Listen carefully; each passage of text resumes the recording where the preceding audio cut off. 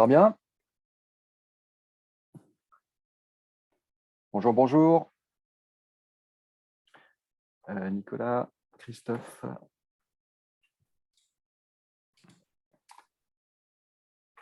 Bonjour à tous et toutes. Donc, bienvenue à ce webinaire de la CCI Hero consacré aujourd'hui au SEO. Donc, ce webinaire va durer une cinquantaine de minutes. Vos micros sont coupés. Un chat est à votre disposition que nous surveillons pour poser vos questions donc, au fil de l'eau, au fil de cette présentation. Les questions, je les note et nous y répondrons en fin de format. On consacre 15 minutes après les 45 minutes de présentation à ces questions. Sachez que ce webinaire donc sera diffusé en replay sur la chaîne de la CCI Hero et puis que vous recevrez aussi une enquête de satisfaction. Voilà. On me signale que les micros sont à réactiver au niveau de Christophe. Les vidéos. Réactiver les vidéos. Les micros sont activés. Par contre, on ne peut pas activer nous-mêmes la vidéo. La vidéo est bloquée. On vous entend. Démarrer ma vidéo. Hop. Et voilà, on apparaît. Bonjour tout le monde. Bonjour à tous. Bonjour, bonjour Christophe. Bonjour, Nicolas. Déjà, merci de nous accompagner sur ce sujet passionnant qu'est le SEO. C'est un sujet qu'il faudrait que l'on aborde au moins une fois par an, hein, à la vitesse où ça change. Alors, en guise d'introduction, en fait, sujet aujourd'hui consacré au référencement naturel sur notre moteur de recherche préféré, à savoir l'incontournable et non moins hégémonique Google. Donc, c'est toujours la course à l'échalote pour comprendre le fonctionnement des algos de Google en vue d'améliorer son référencement naturel. Et lorsqu'on a enfin compris ce qui marchait, très souvent, Google change ses algos.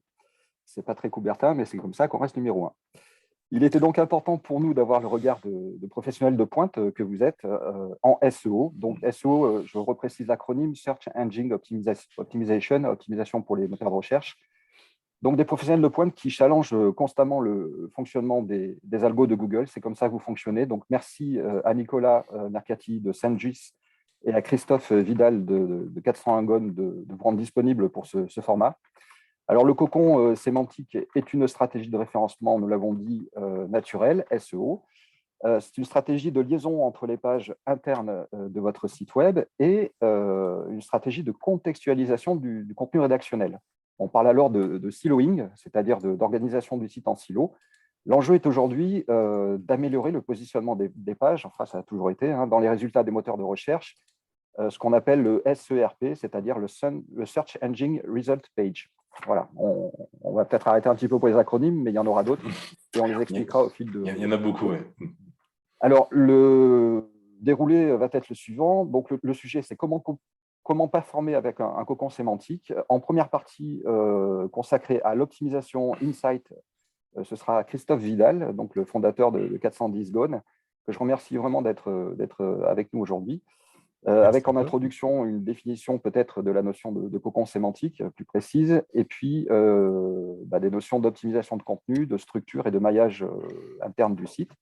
En seconde partie, sur la partie optimisation off-site, ce sera Nicolas Mercatili, fondateur de Semgis, sur les actions couplées au siloing du site, donc évoqué en première partie, avec toute la partie consacrée à la stratégie de netlinking, c'est-à-dire la popularité des liens et la visibilité des pages. Voilà.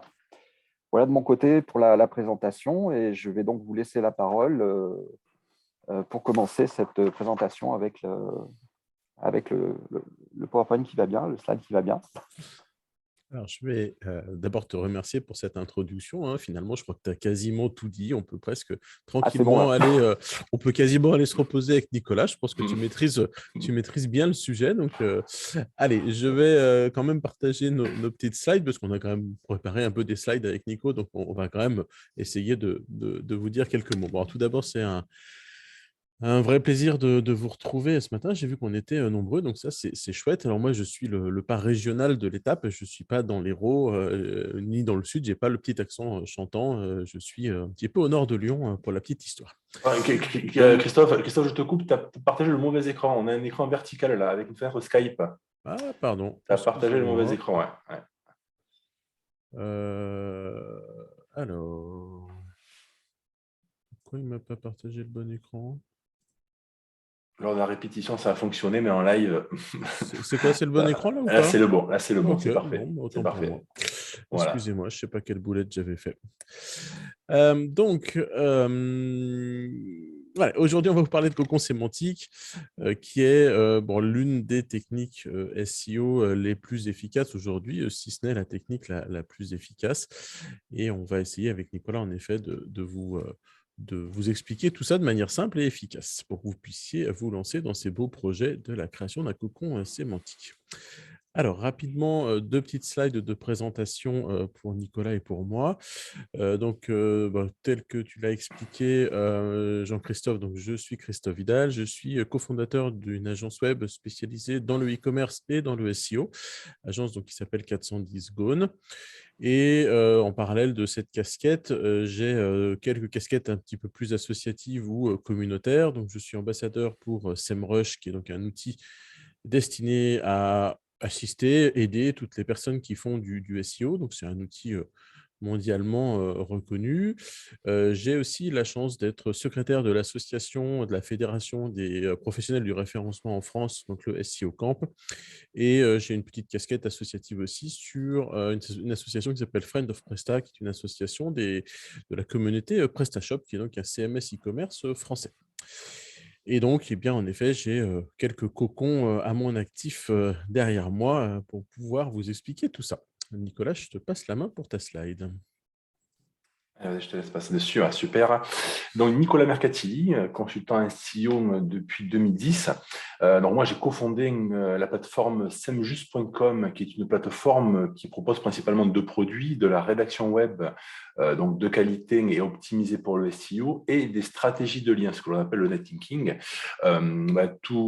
Ces deux prestations sont proposées clé en main, c'est-à-dire que l'on s'occupe de tout. C'est-à-dire le client vient nous voir, on audite l'ensemble des choses à mettre en place et on déploie tout. Voilà, c'est vraiment du clé en main.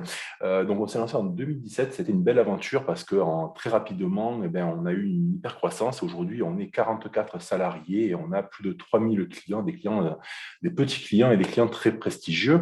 Je suis également donc ambassadeur SEMrush comme Christophe Vidal. Je suis formateur Google. J'interviens régulièrement chez Google pour de la formation aussi. Ambassadeur PrestaShop également, qui est une solution e-commerce, et le fondateur aussi de WP Rank, qui est un thème et un plugin d'obfuscation pour WordPress et WooCommerce.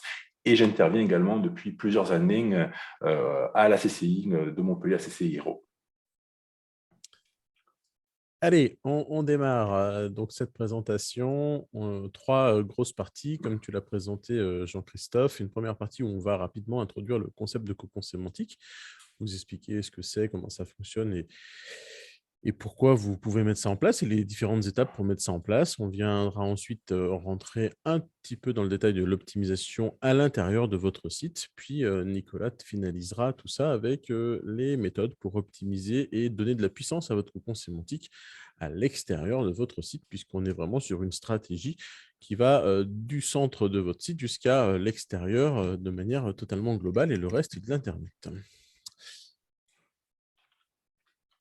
On ne peut pas commencer une présentation sur le cocon sémantique sans faire un tout petit historique, puisque Cocorico, le cocon sémantique, est une invention française qui a été inventée par ces deux jeunes hommes qui, tout comme moi, commencent à se faire de moins en moins jeunes, Laurent Borelli et Christian Méline. Et donc, c'est une stratégie qui a été présentée au public, rendue publique, hein, finalement, un petit peu dans le système des logiciels open source. Cette stratégie a été rendue publique par Laurent en 2012. Elle a été ensuite reprise par de nombreuses personnes, adaptée. Elle a évolué, elle a changé dans le temps. On peut noter notamment une adaptation du cocon sémantique par HubSpot qui s'appelle le Topic Cluster. Dans tous les cas, l'idée, c'est de venir créer une structure de contenu basée sur des grappes de pages qui vont permettre de pousser une page principale. C'est ce qu'on va voir aujourd'hui. La base de ce cocon sémantique part d'un principe qui est l'objectif de réconcilier l'offre et la demande sur vos sites Internet. C'est vrai qu'en général, avant de faire du cocon sémantique, on a tendance à créer ces sites Internet en pensant à notre offre. Qu'est-ce que j'ai à vendre? Qui est ma société, etc. Or, on sait que finalement, quand on cherche des choses sur Internet, ce n'est pas forcément l'offre d'un prestataire qui nous intéresse, c'est les problèmes qu'on rencontre. On a envie qu'on nous parle de nous, de nos problèmes et qu'on nous aide à trouver des solutions face à ces problèmes-là. Et donc, l'objectif du Cocon, c'est de venir créer des stratégies de contenu qui vont permettre de répondre réellement aux demandes des internautes et non pas uniquement venir se positionner en vendeur de services. Le cocon sémantique est basé sur l'algorithme de Google. En fait, par rétro-engineering, on a compris comment fonctionnait l'algorithme, notamment le processus de PageRank que j'ai indiqué ici. Je ne redétaillerai pas aujourd'hui ici, mais PageRank, c'est donc un des algorithmes de base de Google du nom d'un des deux fondateurs de Google, Larry Page, qui va permettre de classer les pages les unes entre les autres en suivant une notion de popularité. Finalement, c'est la retranscription du bouche à oreille dans le monde de l'Internet. Et donc, cette notion de PageRank va être utilisée, va être la base d'une stratégie de cocon sémantique. C'est une stratégie de contenu et en même temps une stratégie de maillage interne. Donc, c'est en même temps une stratégie de netlinking et aussi de maillage externe. L'objectif, c'est de donner à Google ce qu'il attend et ce qu'il a décidé qu'il était important de répondre pour chaque question. Le cocon sémantique va s'appuyer sur le concept des intentions de recherche. Et on va venir fournir à l'internaute la bonne information en fonction de son état de maturité par rapport à une recherche, par rapport à une question sur Internet. Alors, on va distinguer 4 grandes intentions de recherche qui ont un petit peu évolué au fil du temps, mais je vais rester sur la version originale des intentions de recherche. Quand un internaute vient taper une requête dans Google, il va grosso modo venir être classé selon l'une de ces 4 grandes intentions. Les premiers types d'intentions, c'est l'intention navigationnelle. Je veux tout simplement soit me rendre quelque part, soit aller directement sur un site. Si je tape boucherie sans eau à tel endroit à Montpellier, eh bien, ça va me donner l'adresse pour y aller. Si je tape Darty, ça va m'envoyer vers le site de Darty. On est sur des requêtes navigationnelles. Il y a assez peu de déclinaisons possibles sur ces types de requêtes. On connaît le résultat à l'avance. Ensuite, on a un deuxième type de requêtes qui sont des requêtes informationnelles. Je cherche tout simplement de l'information. Euh, comment créer une caisse à savon. Je pense à Nicolas qui a fait des courses de caisse à savon ces 2-3 derniers week-ends. Eh bien, peut-être que Nicolas est d'abord allé chercher des tutoriaux sur Internet pour créer une caisse à savon. Et donc, il a dû taper des requêtes informationnelles et il a dû tomber sur des sites Internet qui lui ont proposé des vidéos, des plans, des astuces pour créer ces caisses à savon. Donc là, on est vraiment sur des recherches totalement informationnelles. On va ensuite avoir des recherches un petit peu plus commerciales. Peut-être que pour créer ces caisses à savon, Nicolas a eu besoin d'acheter un volant, acheter des roues. Donc là, il a peut-être été comparer les meilleures roues pour créer une caisse à savon solide. Et donc là, il est rentré sur une intention commerciale. Et puis, il a terminé finalement ses recherches en essayant d'acheter ces roues les plus solides possibles qu'il avait réussi à dégoter par son comparateur sur l'étape précédente. Et là, il a saisi une requête transactionnelle, acheter les roues de telle marque. Alors peut-être qu'il a fait de la récup, hein, je ne suis pas sûr qu'il ait suivi toutes ces étapes-là. Mais l'idée, c'est qu'on va comme ça venir créer un tunnel en fait, de l'information qui va partir de la reconnaissance du besoin jusqu'à l'acte d'achat. L'idée de nos structures en cocon sémantique, eh bien, ça va être aussi de répondre à l'ensemble de ces étapes-là et de venir accompagner notre internaute, notre visiteur, de l'acte de découverte, même de l'acte de reconnaissance de son besoin, de découverte de notre offre, jusqu'au moment où il va être suffisamment avancé dans sa connaissance avec notre entreprise pour acheter. Du coup, un cocon sémantique va, en fonction de tout ça, eh bien, venir utiliser une stratégie de contenu qui est un petit peu mathématique. Alors, on va le voir ici, hein, sur ce petit schéma sur la partie droite. On va avoir des structures hiérarchiques avec une page finalement centrale ici, qui est la page cible, la page prioritaire sur laquelle on va venir se positionner. J'ai un exemple juste après avec un cas concret. Donc, c'est vraiment ici une expression assez concurrentielle, potentiellement très commerciale, sur lequel on va vouloir se positionner. Et en fait, on va venir décliner un certain nombre de sujets de moins en moins précis, de moins en moins génériques et de plus en plus précis, de plus en plus détaillés, qui vont permettre de venir donner à l'internaute les informations qu'il recherche. Donc là, on va parler de pages mixtes, de pages complémentaires. Et en complément de cette structure purement mécanique, on va aussi venir travailler sur des notions de priorité à l'intérieur des différentes pages qu'on va créer sur notre site. Et on va tâcher de définir des niveaux de priorité d'objectif, entre guillemets. Est-ce qu'une page est un objectif purement commercial? Est-ce qu'elle est faite pour vendre ou bien est-ce qu'elle est faite pour acquérir le trafic via le SEO? OK, l'exemple, arrive un petit peu plus tard. Donc, je vous ai ici indiqué les différentes étapes, qu'on va suivre pour créer notre cocon, sémantique. La première étape, donc ça va être de bien comprendre, cette distinction entre l'offre et la demande et toujours se placer en mode buyer persona. C'est, ce qu'on voit directement dans cette deuxième étape ensuite. Non, pardon, première étape, c'est de bien se connaître, hein, qui sommes-nous? À qui s'adresse-t-on? Quelles sont nos valeurs? Je reparlerai un petit peu plus loin. Deuxième étape, construire une stratégie de contenu orientée, demande. Je redétaille tout ça après, hein. Je vous cite d'abord les étapes.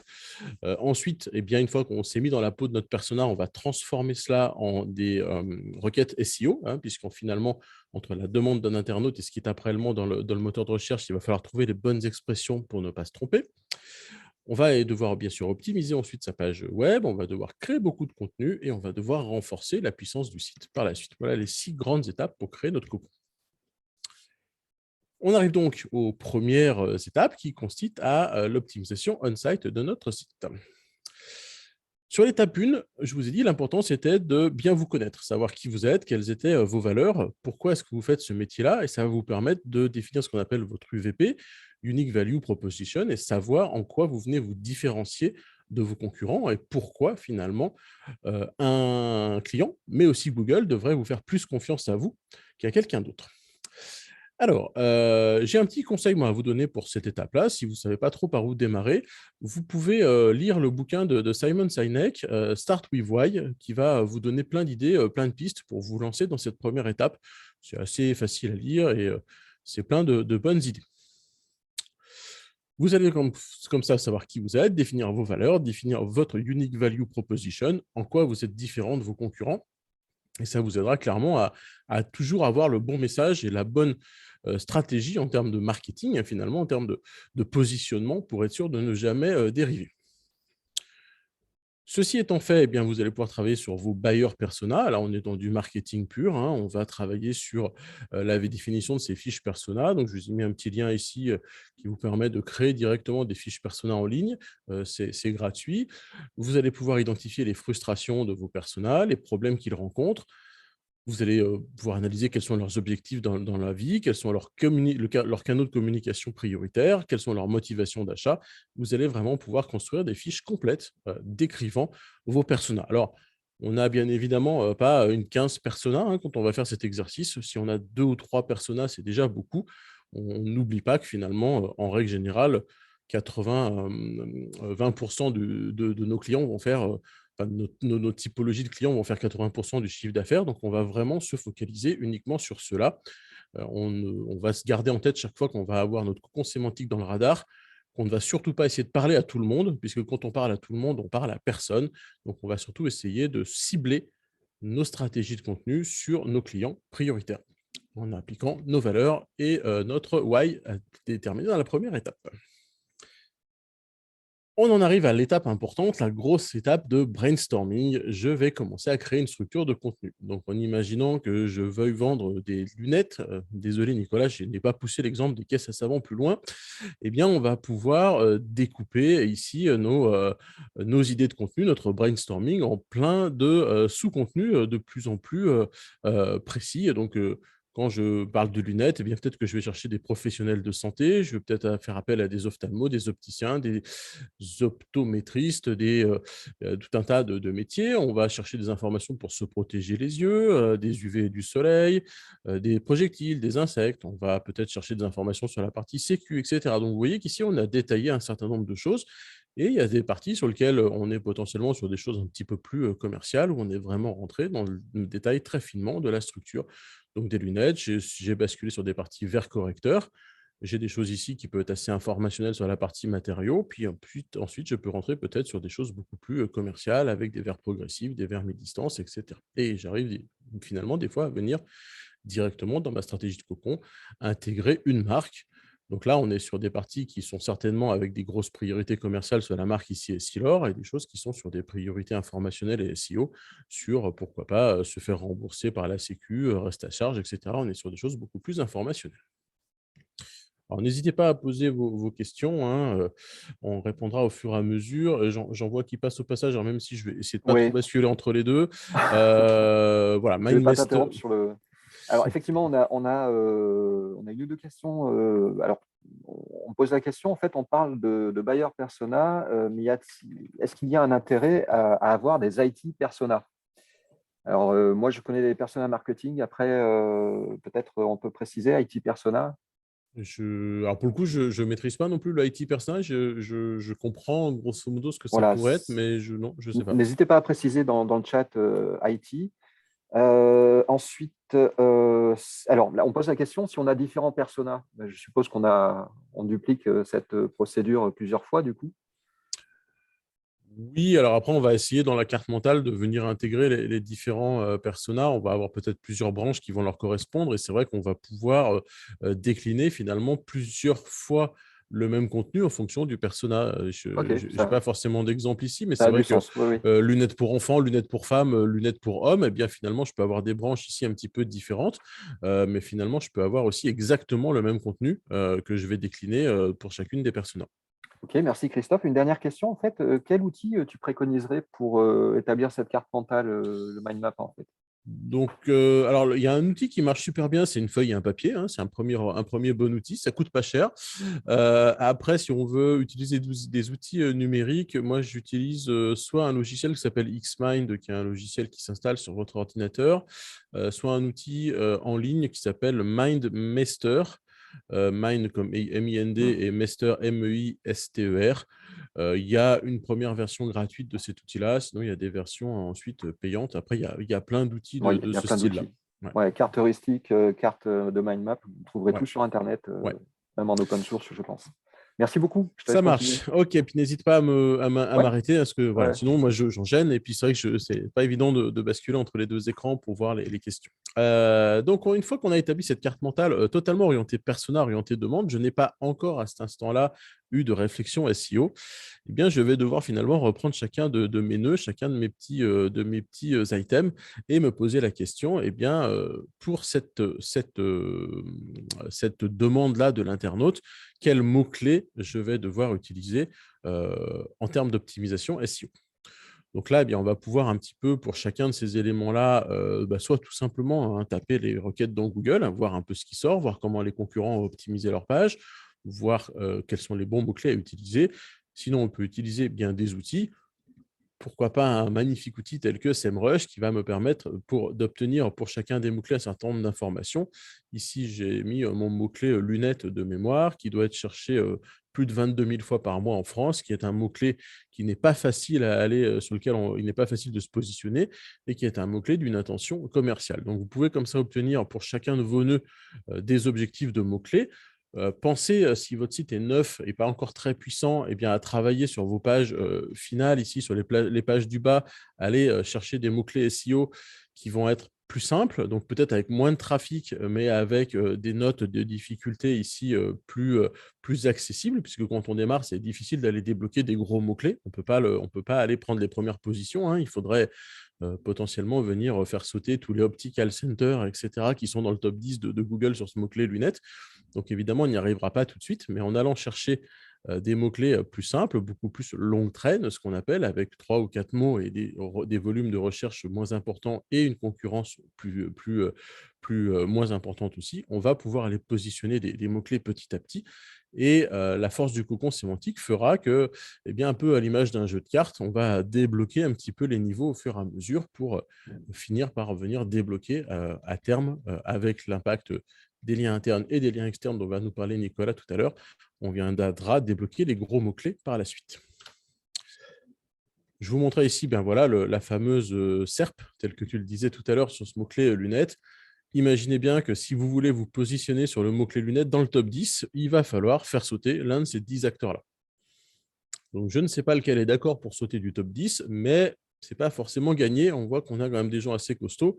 Ici, on pourrait parler de cet onglet-là qui parle vraiment de puissance SEO avec le nombre de backlinks que reçoivent ces sites-là.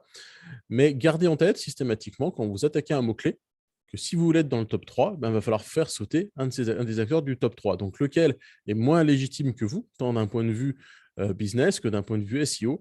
pour que Google décide de vous mettre à sa place. Le cocon sémantique répond ensuite à une stratégie purement mathématique de maillage interne entre les pages. Dans les pages, différentes pages des silos et les différentes pages de la structure hiérarchique qu'on vient de voir, on va implémenter toutes ces flèches-là représentent des liens entre les pages. Donc, je ne rentrerai pas forcément ici après dans le détail plus précis, mais c'est tout simplement une structure de maillage interne mathématique. Elle est à appliquer telle qu'elle est là dans la recette. Donc, chaque page fait des liens entre les retours au niveau de chaque niveau. Et puis, on a aussi des liens entre toutes les pages d'un même niveau qui s'échangent comme ça. Le fameux PageRank dont on a parlé tout à l'heure, la puissance SEO va comme ça se partager, s'échanger entre les différentes pages. Nicolas nous expliquera, je pense, tout à l'heure, un petit peu ça. Il explique ça avec des passages de jus de fruits, entre guillemets, entre les pages. Donc, je lui laisserai nous expliquer tout ça. Nicolas, je te coupe juste une minute. Concernant l'écran de statistiques, pardon, c'est un petit peu en retard. On me demandait en fait comment tu pouvais voir les stats par rapport aux recherches de mots-clés. Donc, c'était l'écran SEMrush en fait que tu as affiché. Ça, c'est SEMrush, oui, tout à fait. SEMrush, ouais. Ouais. Alors, après, il y a d'autres outils, il y a des choses potentiellement gratuites sur lesquelles on peut avoir déjà des infos un petit peu moins complètes. Voilà, là, je vous présentais celui que moi j'utilise au quotidien et qui, alors, non seulement donne des infos sur le mot-clé, mais donne aussi des infos sur les variations, propose déjà des questions qu'on pourrait intégrer dans notre cocon sémantique. Donc, on agrège pas mal d'éléments. Pourquoi Maître Gimp se porte des lunettes? Eh bien, voilà une question quand même vraiment pertinente à poser dans son cocon sémantique. Bon, pour les liens, ils seront dans la présentation, je pense. Les liens vers ces applications seront dans la présentation un petit peu après. On les verra. C'était une question qui transparaissait. Et une deuxième question, en fait, on parlait de structure de site et de pages les plus profondes du site. Est-ce que l'actualisation du sitemap est importante, du coup, pour que Google comprenne la structure du site au préalable Ce qui est vraiment le plus important, c'est ça qu'on a devant les yeux, c'est cette structure de lien ici. D'accord. Le sitemap, finalement, je serais tenté de dire que c'est un truc artificiel qu'on va donner à Google pour lui faire découvrir des pages. Mais si le site est bien construit et qu'il suit justement une logique de maillage interne comme celle-là, je vais effrayer de nombreuses personnes et me mettre à dos peut-être certains SEO, mais le sitemap ne sert à rien si votre structure de site est faite correctement. Le sitemap, par exemple, j'ai pu en avoir besoin pour des très très gros sites e-commerce où il y avait des profondeurs très importantes, où justement les bots de Google avaient du mal à venir crawler les pages profondes. C'est là où le sitemap est pertinent pour venir donner un petit peu la totalité du contenu à Google, mais sur un site qui est correctement conçu ou un site qui n'est pas forcément très volumineux en nombre de pages, le sitemap n'est pas forcément indispensable. Merci pour cette approche très précise. Merci. Désolé pour les gros fans du sitemap. C'est un peu un pansement au final. Et puis, de toute façon, on voit bien que Google n'en tient pas forcément compte, alors certes, les robots de Google vont utiliser potentiellement les pages qu'on aura déclarées dans la Google Search Console via le sitemap et vont aller découvrir des pages par ce biais-là. Mais il ne faut pas oublier que la majorité du crawl des robots de Google se fait tout simplement en suivant des liens. C'est la base de l'algo de Google, il suit des liens entre les pages. Donc, maillez vos pages les unes entre les autres, elles seront toutes découvertes. Allez, je vais passer rapidement sur cette autre approche du SEO qui est un peu plus technique. Il y a d'autres outils qui permettent de calculer. En fait, on lui file tout un lot de mots-clés, tout un tas de questions, et lui-même vient nous calculer par ce qu'on appelle des glissements sémantiques, la structuration du maillage. Mais voilà, j'aime un petit peu moins finalement cette technique-là, donc je ne vais pas en parler plus. Je vais rapidement enchaîner sur la production des contenus. Donc, maintenant qu'on a bien validé qui nous sommes, qu'on a validé nos personas, qu'on a validé notre carte mentale d'un point de vue demande, qu'on l'a transformée en une carte mentale SEO, qu'on a bien compris comment se structurer les pages les unes entre les autres et qu'on a notre petit maillage interne aux petits oignons bien construit, il est temps de produire des contenus. Et là, la peut-être mauvaise nouvelle, c'est qu'il va falloir produire beaucoup de contenu. Vous l'avez vu, si je reprends ma carte mentale ici, j'ai déjà pour un tout petit cocon sémantique, peut-être 50, 60 contenus à créer sur mon site Internet. Donc, il y a un gros boulot de création de contenu quand on crée un cocon sémantique. Souvent, on a tendance de dire qu'un petit cocon sémantique, c'est 40, 50 pages. Donc, c'est déjà du taf. Donc, vous l'avez compris, vos contenus, ils vont être rédigés pour votre audience, pour votre persona, vos personas. L'idée, c'est de créer des contenus qui sont meilleurs que vos concurrents, tant qu'à faire, et des contenus qui vont être bien optimisés pour Google, pour le SEO. La fameuse optimisation sémantique dont on va vous parler tout à l'heure. Plus votre contenu va être bien rédigé, mieux que les concurrents et optimisé, eh bien vous allez tout simplement prendre des positions, vous allez générer du trafic et vous allez emmener des visiteurs qualifiés sur votre site. Vous rentrez tout ça dans votre fameux tunnel de l'information. Vous allez mathématiquement faire des ventes. On va évidemment bien respecter nos maillages internes, on va respecter des encres de liens qui vont être optimisées en interne. Et puis, on a des petites choses un petit peu techniquement parlant qui, en général, mettent un peu de bazar quand on fait du cocon sémantique. Je pense au méga menu, mais c'est tous des éléments qui, techniquement parlant, vont poser problème et sur lesquels on a des réponses techniques. On est capable de mettre en place des systèmes qui vont totalement isoler, entre guillemets, les branches des silos de manière à ce que la structure reprenne bien la structure qu'on a mis ici sur le côté et qu'on n'ait pas de lien parasite créé par le reste du site, les éléments qui sont en en-tête, en pied de page ou éventuellement sur le côté. Pas de méga menu, on met quoi? En fait, on laisse un méga menu, mais on le modifie de manière à ce que le méga menu ne fasse pas des liens dans tous les sens. Oui, Anne, ça va un peu vite, mais n'hésite pas à me poser des questions si tu veux que je ralentisse sur certains points. Je m'en excuse. On a un bon planning pour essayer de vous expliquer ce qu'est le cocon sémantique dans la quasiment petite heure qu'on a à notre disposition. Oui, donc le replay sera aussi disponible. Hein, je réponds à la personne et du coup, la présentation pour qui la souhaite sera disponible également. Hein, donc, voilà, il n'y a pas de souci. Ça marche. Je voulais juste vous proposer ça. On va prendre un petit peu de temps là pour le coup là-dessus. Souvent, on me demande comment est-ce qu'on fait pour optimiser un contenu de manière sémantique. Qu'est-ce qui permet à Google de se dire tel contenu est meilleur que tel autre contenu? Alors, je vais vous montrer juste après des outils qui permettent de faire ça, mais si on n'a pas d'outils, il y a un système assez simple, c'est qu'aujourd'hui, donc le moteur de recherche de Google n'est plus plus basé sur le nombre d'occurrences où vous allez mettre le mot lunettes dans la page pour savoir si votre page parle de lunettes. Mais en fait, autour de ce mot lunettes, Google va construire un champ, un corpus de mots qu'il va estimer comme étant important d'un point de vue sémantique. Et l'idée, ça va être de retrouver ce corpus de mots dans vos pages et non plus de bourrer le mot lunettes, mais de venir contextualiser vos contenus pour y intégrer l'ensemble des mots nécessaires pour bien se positionner. Donc, il y a une méthode assez rigolote pour comprendre si on a bien fait notre boulot, c'est de jouer au jeu du mot mystère. Donc ici, je vous ai proposé un petit jeu. En droit, le mot mystère est un juriste dont les fonctions traditionnelles sont de conseiller, représenter, d'assister et de défendre ses clients, personnes physiques ou morales, en justice, en plaidant pour faire valoir leurs droits et plus généralement pour les représenter, etc. etc. Ça, c'est un contenu qui est issu de Wikipédia. Et vous l'avez compris, le mot mystère, c'est le mot avocat. Vous voyez que si je zappe ce mot avocat dans mon contenu, je comprends exactement de quoi il s'agit. Pourquoi? Parce que finalement, très rapidement, autour de mon mot mystère, je retrouve le mot droit, je retrouve le mot juriste, je retrouve le mot conseiller, représenter, assister, défendre, client, justice. J'ai vraiment tout un faisceau d'indices qui me permettent de comprendre que le mot, l'expression clé de ma page est le mot avocat.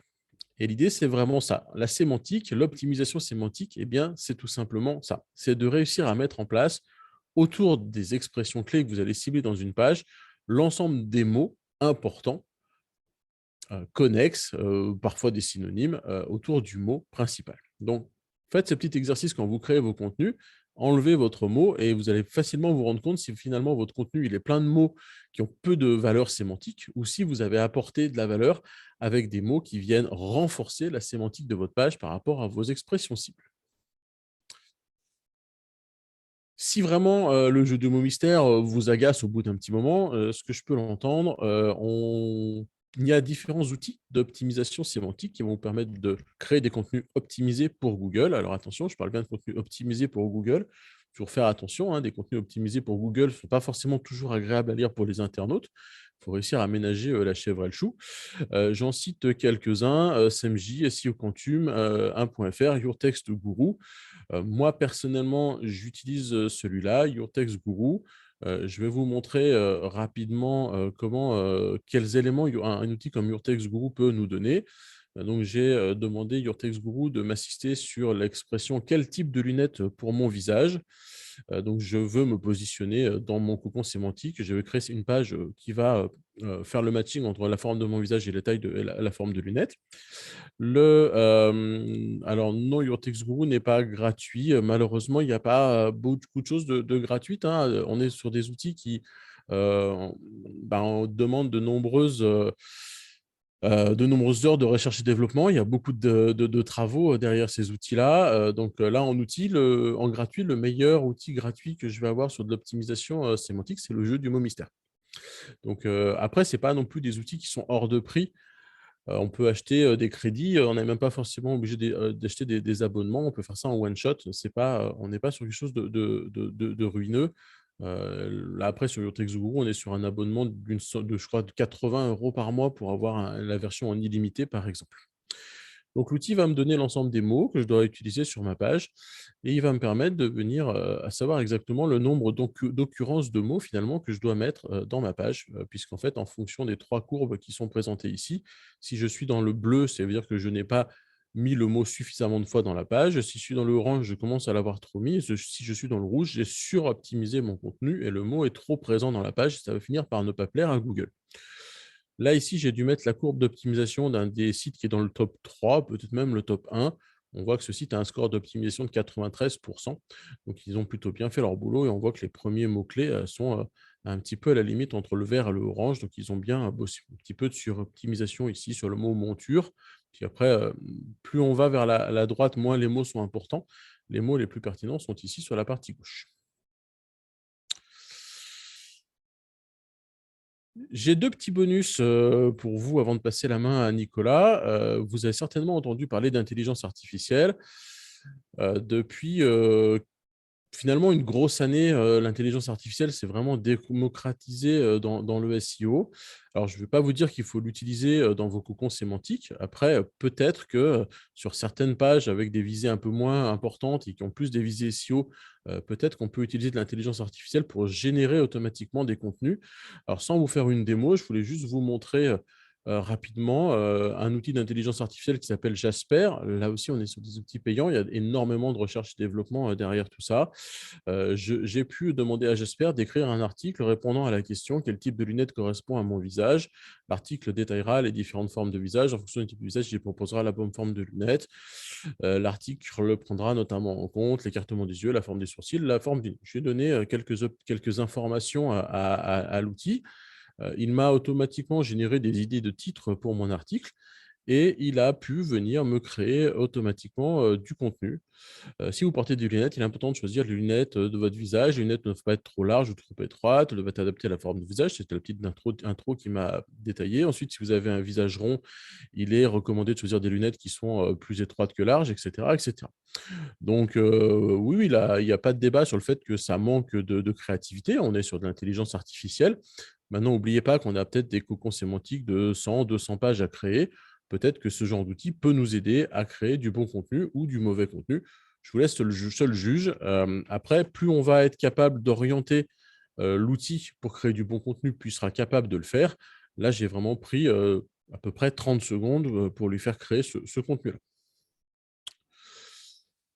Et un deuxième bonus, eh bien, en effet, si on considère, tel que Nora, tu le dis, que ces contenus sont bien trop faibles en termes de qualité, eh bien, on peut faire appel à des vrais rédacteurs. Et je vous ai cité ici quelques belles plateformes de rédaction, plus ou moins haut de gamme pour le coup. Scribix, Semjus, qui sont plutôt sur le côté un peu haut de gamme, Contentrain qui va vous livrer directement des lots de contenu tout prêt, et un petit dernier, Bulldoze pour la route, qui est une plateforme qui vous met en relation avec des rédacteurs directement et qui ne prend même pas de commission de mémoire sur cette mise en relation. Et Nicolas, je te laisse enchaîner. Allez, je vais prendre la main sur l'écran. Juste, je vais essayer d'afficher le chat également pour l'avoir à côté.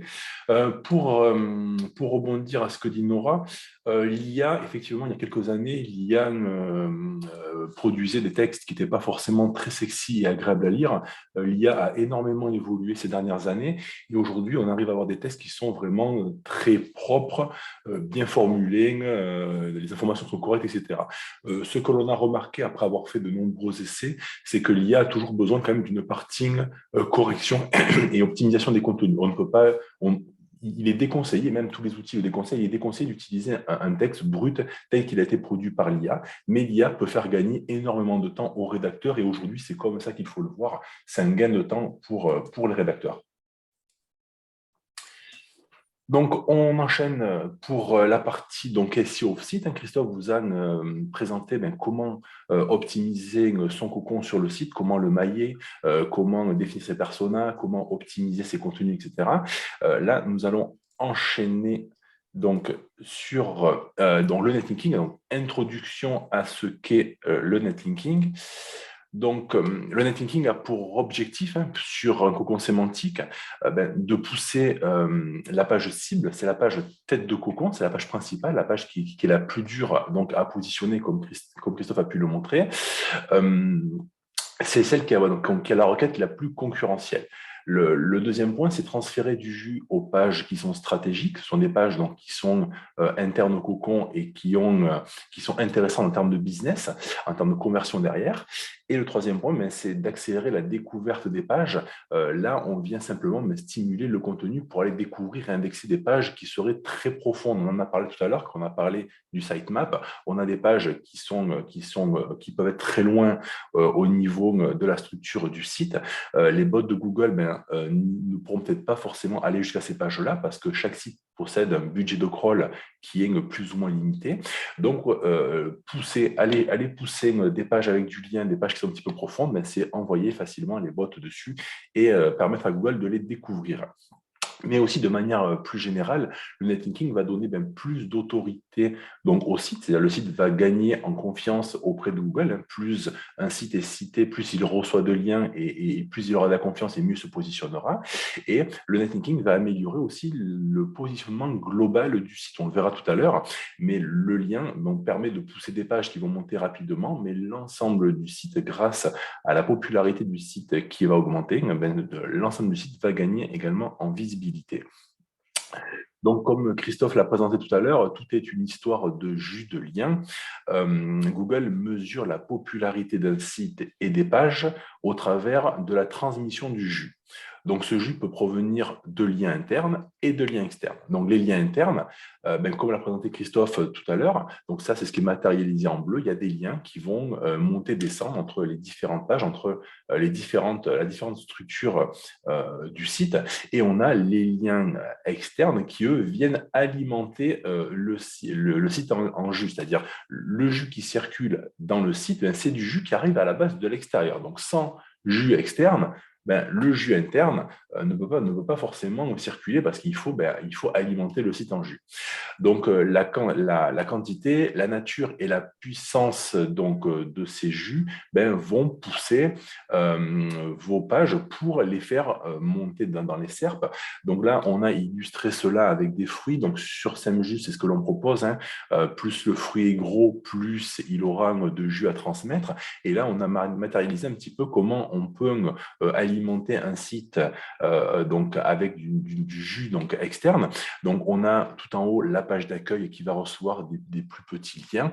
Ce sont des liens qui sont moins coûteux, mais qui sont intéressants à avoir pour justement venir alimenter le site un petit peu partout en lien. Et on voit qu'on a des liens qui sont plus importants, qui sont plus gros. Donc, on a le lien ananas qui vient pousser par une catégorie, une page catégorie, et on a le lien pastèque qui vient pousser un produit. Ces liens-là qui sont les plus puissants, les plus importants, mais ce sont ces liens-là qu'on va venir utiliser pour venir pousser les pages qui sont importantes parce que ce sont ces liens qui auront le plus d'autorité, le plus de jus à dos. donnée. Alors, ce qui est important, c'est de rester naturel en simulant ce que Google a l'habitude de voir. Donc là, on vient clairement manipuler Google, donc il faut éviter la suroptimisation et se fondre dans la masse. Il faut rester le plus proche possible d'un profil de lien naturel. On prend un site d'autorité, par exemple un site de mairie, d'office de tourisme, etc. On va regarder son profil de lien et on voit un petit peu comment il est optimisé et ce qui est naturel à recevoir comme lien. Donc, se fondre dans la masse, c'est vraiment le critère principal. On va essayer de varier les types de sites qui font des liens vers notre site. On évite d'avoir une même typologie de site à chaque fois. On essaie d'avoir des liens dans des articles qui sont qualitatifs et qui répondent à une intention de recherche. Tout à l'heure, Christophe parlait de lunettes, ça peut être des questions associées à justement les différentes typologies de lunettes ou quel type de visage correspond à telle lunette, etc. Il faut rester sémantiquement proche entre la page qui fait le lien, donc le site distant qui vous fait le lien et votre site. Il faut rester donc assez proche sémantiquement entre les deux pages. On va également varier les encres de lien et éviter les angles trop optimisés. Je l'ai souvent vu, des clients qui arrivent chez SEMJUS pour une stratégie de lien, ils ont essayé de faire du lien de leur côté donc avant de venir chez nous et ils ont souvent optimisé en mettant des encres de lien qui soient trop courtes, trop optimisées. Par exemple, si je répète X fois l'encre de lien lunette, ça peut poser problème. Ce n'est pas naturel de recevoir X fois cette encre de lien-là. Et le dernier point, il faut être légitime à recevoir ces liens. Si on est un tout petit site, on n'est pas forcément légitime à recevoir des très gros liens, de très gros médias. Il faut être légitime à recevoir les liens que l'on reçoit et également être légitime à recevoir le nombre de liens que l'on reçoit. Alors, Jérémy qui me pose une question, est-ce que la forme du lien a une importance, lien hypertexte ou non, etc.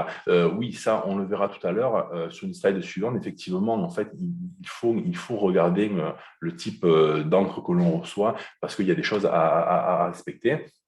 Et Hugues qui demande les encres de lien interne de page à page. Et effectivement, il est important d'utiliser des encres qui soient parlantes quand vous faites du maillage interne.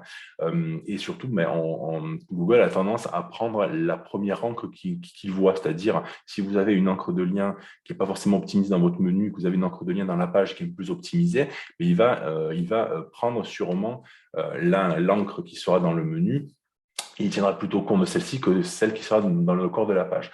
Donc, oui, les encres de lien internes et externes ont de l'importance pour le SEO. Au niveau de la rédaction, donc, il faut privilégier des articles qui soient informatifs et qui répondent à une intention de recherche.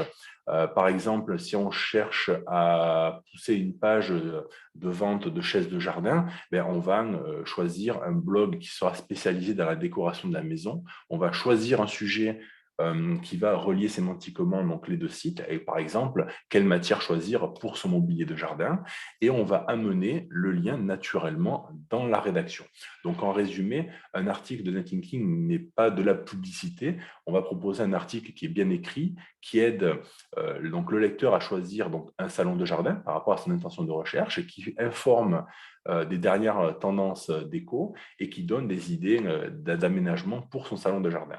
Et on y glissera un passage sémantiquement riche sur l'intérêt des chaises de jardin. Voilà, donc il faut éviter, on ne fait pas un article promotionnel sur le site Untel qui vend des chaises de jardin, on essaie d'avoir un article informationnel, il sera plus pertinent, il sera beaucoup plus lu et le lien qui sera présent dans l'article aura beaucoup plus de poids.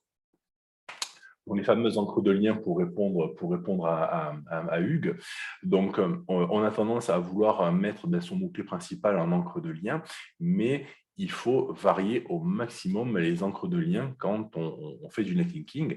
Donc, vous devez mixer. Donc, on a les encres exactes, donc quelques-unes. Les encres exactes, c'est vraiment le terme, par exemple, chaise de jardin.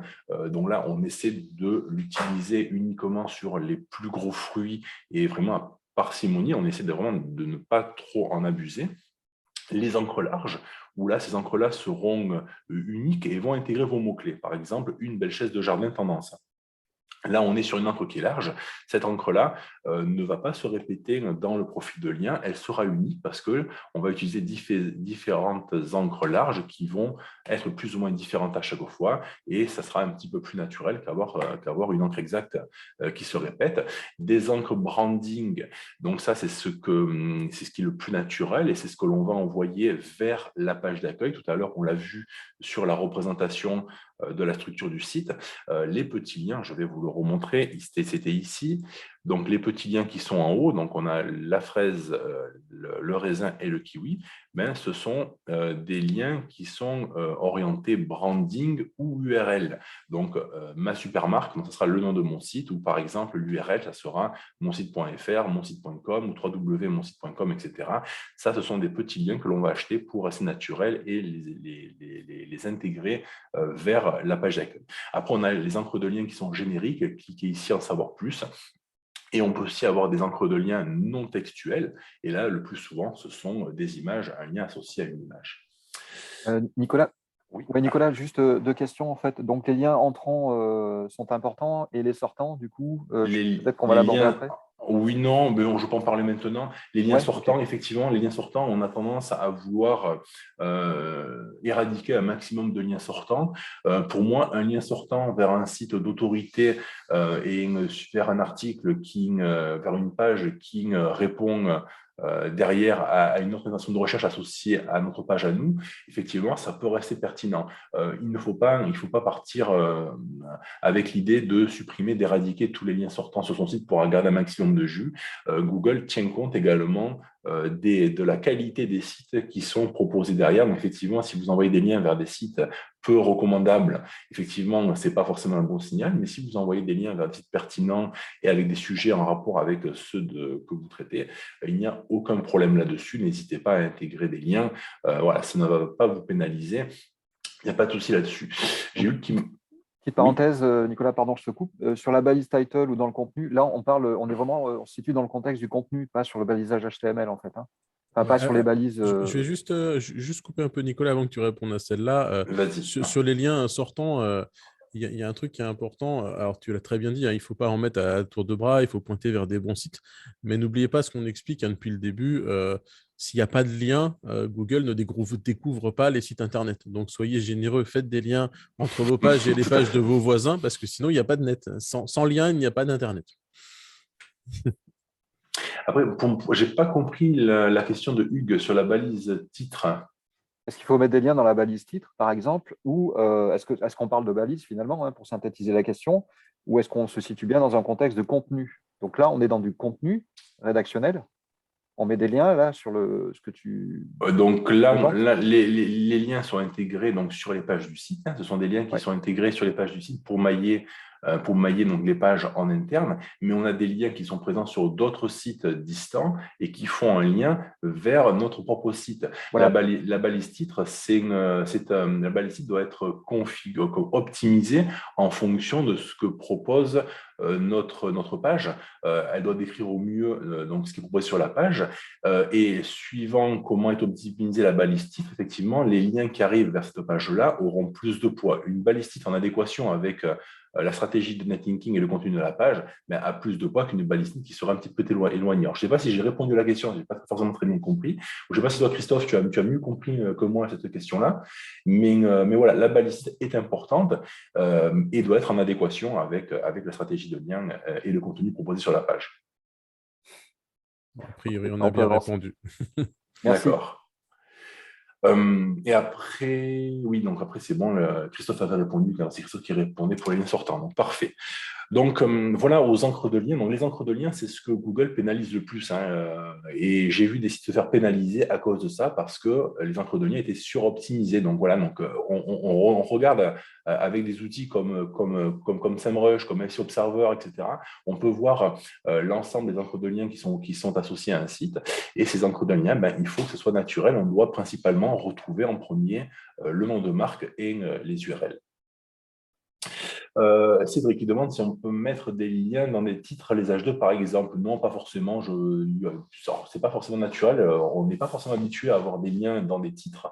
Donc, il faut rester sur ce qui est naturel. Et non, je ne pense pas qu'un lien dans un titre H2 aura plus de poids qu'un lien intégré dans un paragraphe sémantiquement riche.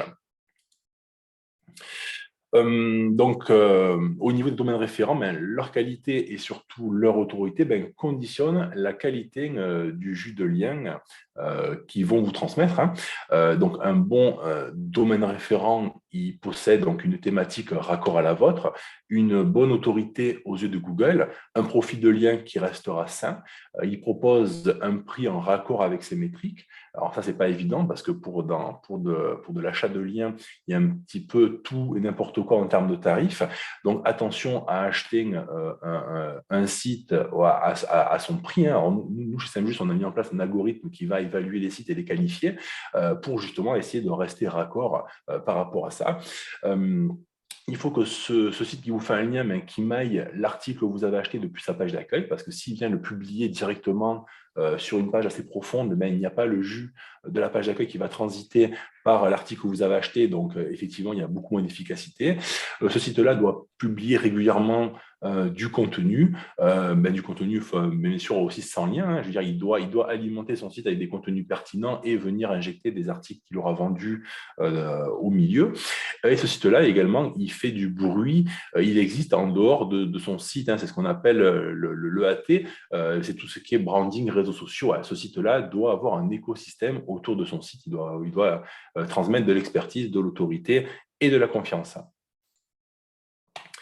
Il faut mixer donc le type de site que l'on reçoit. Donc, le plus souvent, vous serez publié sur des articles de blog, mais il ne faut pas hésiter à aller dénicher quelques boutiques en ligne, des forums, des annuaires spécialisés, etc. Au niveau de la stratégie de lien, il est bien également de mixer aussi la typologie de liens. Donc moi, ce que je recommande, c'est d'aller chercher 80% de liens dans de nouveaux articles. Donc le blog va publier un nouvel article et votre lien sera positionné dedans.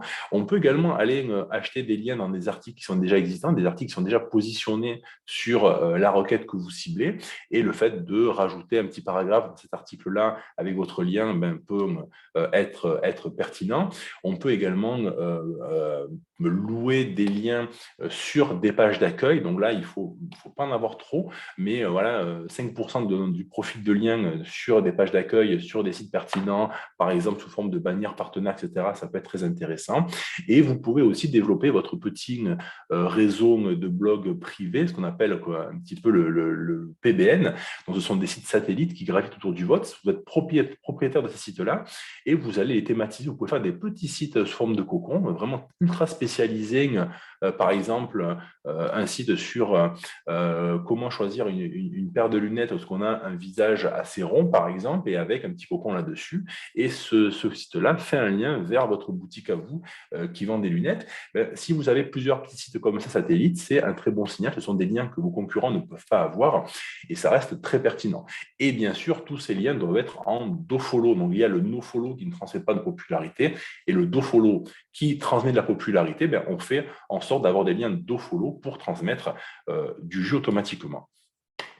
J'ai Magali qui pose une question. Est-ce que mettre dans un article de blog des encres exactes suroptimisées sur des fiches produits est dangereux? Alors, je pense que la question blog sur choisir un tapis de yoga et faire des encres exactes sur des pages produits. Alors, Magali, est-ce que vous parlez de liens internes sur votre propre site? Si c'est en interne, effectivement, des liens internes, on peut se permettre d'aller chercher des encres un peu plus optimisées, un peu plus exactes. Par contre, si on est sur des liens externes, il faut faire attention, il faut faire un peu plus attention. On va aller chercher quelques encres optimisées, mais on va quand même énormément les limiter. Des liens internes, oui, au niveau des liens internes, il ne faut pas hésiter justement à venir utiliser votre blog. Il faut savoir que les pages produits, ce ne sont pas forcément des pages qui vont bien se positionner. Un article de blog qui répond à une intention de recherche va se positionner plus facilement. Donc, utiliser les articles de blog pour venir pousser les produits de la boutique est une très bonne pratique parce qu'on va utiliser la visibilité du blog pour justement canaliser donc des visiteurs sur des requêtes qui sont qualifiées et puis leur proposer vos produits qui sont en adéquation avec l'article, l'intention de recherche et qui sont venus chercher. Dans les bons petits conseils ou tips là, sur ces utilisations des blogs, hein, on va se rappeler qu'on est en train de discuter de cocon sémantique et que finalement, le blog est une structure de contenu qui est beaucoup moins efficace que le cocon sémantique. Donc, n'hésitez pas à transformer vos blogs en cocon et à garder finalement vos blogs pour vraiment des sujets d'actualité. Dès que on est un petit peu sur des sujets evergreen qui ont une pérennité sur la durée, n'hésitez pas à les transformer en des pages typées cocon avec les maillages tels qu'on vient de le voir dans ce webinaire. Ça aura plus de puissance qu'un article de blog qui va avoir tendance à s'enterrer au fil du temps. Alors évidemment, on peut totalement mettre en place des structures de cocon sémantique via du blog avec le bon maillage interne qui va bien. Mais si on utilise uniquement ces stratégies de blog, il est vraiment important de travailler le maillage interne entre les pages du blog de manière à ce que ces pages ne viennent pas s'enterrer petit à petit, les pages anciennes disparaissant finalement des radars. Tout à fait. Merci. Effectivement, le blog peut être pertinent, mais effectivement, le cocon sémantique reste aujourd'hui l'idéal pour venir créer du contenu et le structurer. Donc, pour le netlinking, il faut savoir que c'est un travail d'endurance. Il faut prendre son temps et ne pas aller trop vite. Il faut tenir compte que Google met du temps à interpréter les actions déployées. Ce n'est pas parce que vous allez acheter un lien aujourd'hui que demain, vous allez gagner des positions sur la page qui, justement, le mot-clé, la page que vous allez cibler. C'est un travail d'endurance. C'est vraiment la récurrence de déployer des liens sur plusieurs mois qui va faire qu'une expression, un mot-clé, une page va monter. Mais voilà, il faut du temps. Et on peut aujourd'hui mettre des actions en place et voir le résultat seulement 3 mois après, par exemple. Il ne faut pas précipiter les choses et tenter de suroptimiser. Là, vous allez prendre un risque automatiquement. Et voilà, il faut rester discret et simuler au mieux ce qui est naturel, ce que Google a l'habitude de voir. Donc, le but du netlinking est de reproduire une autorité de façon la plus naturelle possible. Il ne faut donc pas ignorer le reste du site lors de la mise en place de la stratégie de lien. Il faut également envoyer des liens vers donc les pages stratégiques qui sont en dehors du cocon aussi. Vous pouvez avoir un cocon sur lequel vous allez faire du lien parce que vous devez faire monter des pages du cocon, mais vous pouvez aussi avoir des pages qui sont stratégiques et en dehors du cocon, et vous pouvez justement faire du lien vers les deux, vers directement les pages stratégiques en cocon, et également vers le cocon. Donc, ces pages stratégiques, ce sont les pages qui sont le plus souvent poussées par le cocon, bien sûr.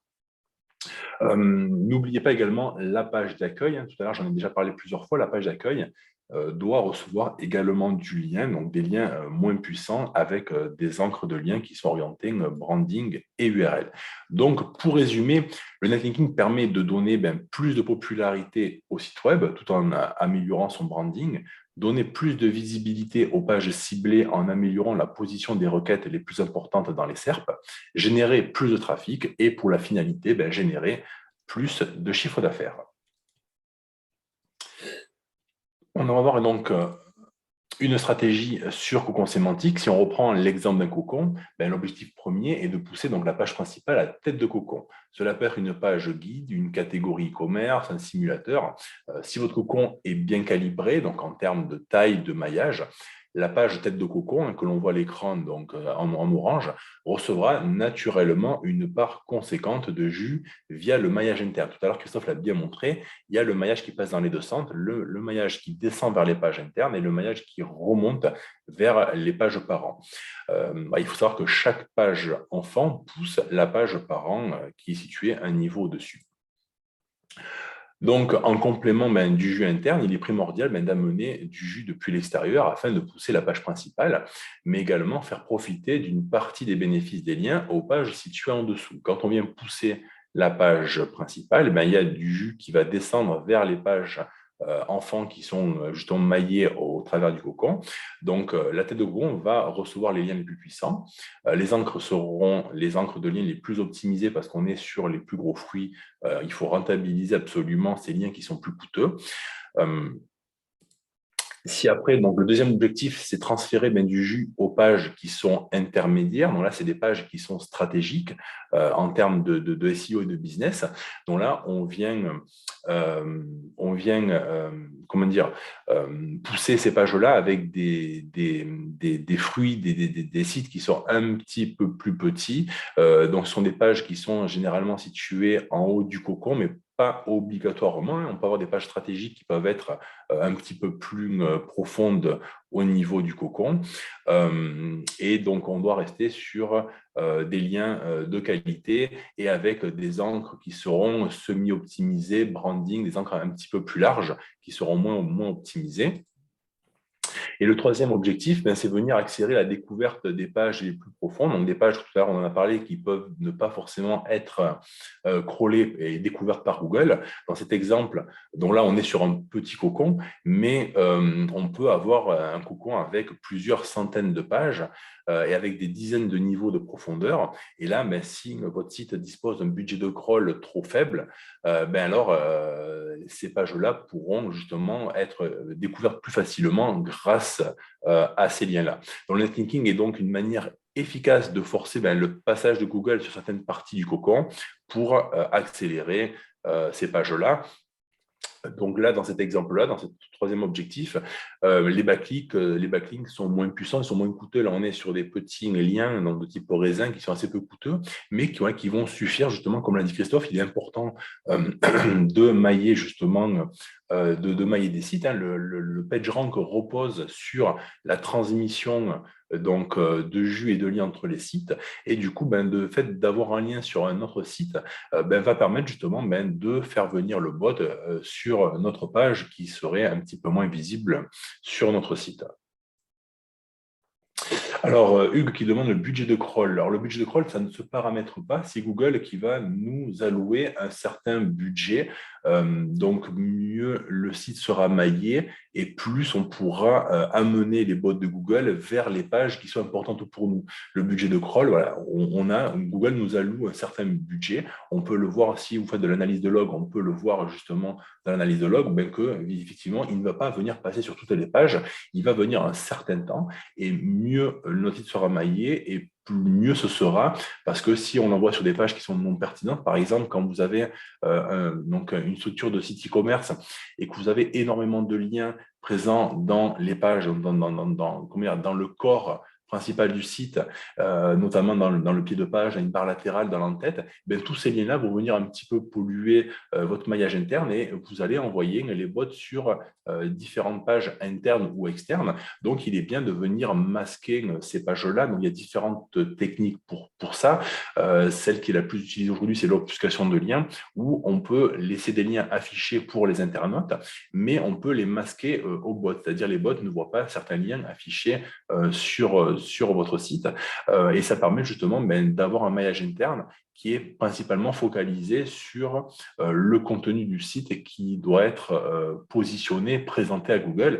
Et tout ce qui est page un petit peu parasite, le panier, mon compte, les conditions générales de vente, les pages informatives associées à la livraison, les paiements, etc., ou même les réseaux sociaux, tous ces liens-là qui sont un petit peu parasites, on vient les masquer au bot pour justement laisser Googlebot aller directement sur les pages les plus importantes. Donc après, il faut suivre l'évolution des actions, des pages qui seront travaillées. Alors, très souvent, dans un premier temps, c'est un petit peu la panique de nos clients parce qu'ils se rendent compte que du coup, ils sont à une certaine position, puis ça monte, ça descend, ça monte, ça descend, ça monte, ça descend. On a vraiment un effet yo-yo. Là, c'est bon signe, c'est signe que Google travaille et teste différentes positions. Donc là, on voit à l'écran cet effet yo-yo qu'il y a eu pendant 3 mois. C'est le travail d'endurance sur la stratégie de lien qui a permis justement de venir stabiliser cette requête dans les premières positions. La stratégie a permis de gagner gagner de précieuses positions. On voit que le client était en 9e page de Google, donc autour de la position 90, et qu'on a réussi à l'amener en plusieurs mois sur justement les premières positions. Voilà, c'est tout ça pour vous dire, il ne faut pas être pressé, il faut laisser faire Google, et on peut avoir cet effet yo-yo qui peut être un peu déstabilisant au départ, mais voilà, ça vient toujours se stabiliser derrière. Alors, Hugues me demande, est-ce que ça vaut le coup d'obfusquer le CTA vers la page nous contacter, par exemple? Oui, envoyer les bots vers la page contact ou vers un formulaire, etc., n'est pas forcément pertinent. Donc oui, en fait, il faut venir obfusquer les liens qui ne sont pas pertinents, ou même tout à l'heure, Christophe a parlé également des liens qui sont présents en double. Si on a plusieurs fois un lien sur une même page, on peut également venir obfusquer cela. Après, le maillage interne, on pourrait faire un webinaire complet dédié au maillage interne. Il y a beaucoup de choses à dire au maillage interne. Moi, personnellement, ce que je fais, c'est que j'utilise l'obfuscation de liens, clairement, et je vais utiliser également des thèmes pour WordPress ou PrestaShop qui sont conçus de façon à présenter en premier le contenu principal du site va être proposé en premier. On utilise ce qu'on appelle le flex CSS, c'est-à-dire on vient différer les différents éléments pour les afficher, mais aussi dans le code source de la page, on peut différer justement les affichages et faire en sorte d'avoir par exemple le contenu principal de la page qui s'affiche en haut pour que Google prenne tous les liens, notamment ceux du cocon sémantique. Et après, je peux venir intégrer le menu, la barre latérale et le pied de page qui seront intégrés après dans le code source. Du coup, les premiers liens sont pris en compte et dans le cas d'un cocon, on peut même venir obfusquer carrément le menu. Le menu du site, on peut venir l'obfusquer pour utiliser seulement le maillage interne au contenu du cocon. Ouais, j'ai juste fait un petit commentaire, un petit clin d'œil, Nicolas, dans le chat par rapport à ça. Je me suis permis la fameuse réponse du SEO, ça dépend, parce que autant dans 90% des cas, c'est vrai que je fais comme toi, je vais obfusquer mes liens vers la page contact. En tout cas, je vais en laisser qu'un lien, un endroit et obfusquer les autres. Maintenant, ça m'est déjà arrivé à titre perso de laisser tous ces liens vers les pages contact dans le cadre d'une stratégie où j'avais un objectif de faire ranker cette page contact sur une expression précise avec du contenu et avec des choses dedans.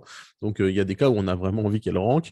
Et puis, il y a aussi des cas où finalement, on peut l'utiliser un petit peu de manière indirecte. Alors, je pense à des stratégies un petit peu plus fines comme les pages prismes ou ce genre de choses-là. Je vous laisserai chercher, on ne va pas rentrer dans le détail ici, mais on peut très bien imaginer que cette page contact qui reçoit un maximum de jus puisse être utilisée pour redistribuer du jus sur des pages importantes de notre site. Donc, il y a plein d'utilisations qu'on peut faire de la page contact, même si par défaut, la solution de facilité, c'est en effet de l'obfusquer.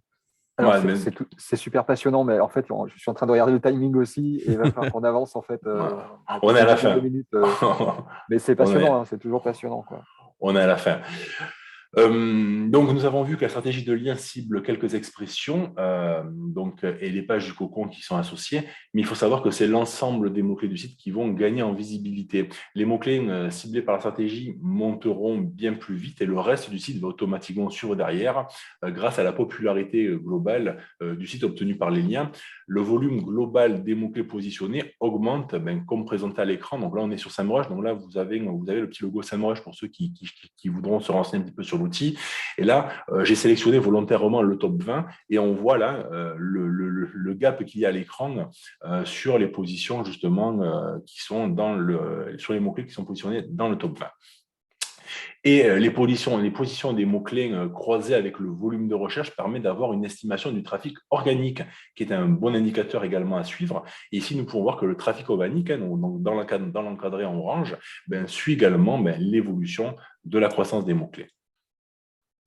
Donc, pour vous donner un petit peu un exemple de résultat que l'on peut avoir via une stratégie de lien, ici, on était sur un nouveau site qui a été lancé. Le client a validé une stratégie de 12 mois. On était sur un budget mensuel de 350 € et on peut voir l'évolution de la progression des mots-clés dans le top 3, dans le top 4 à 10 et de 10 à 20. C'est assez impressionnant la vitesse à laquelle le contenu s'est positionné grâce justement à la mise en place d'un cocon, mais également à la stratégie de lien qui a été associée derrière.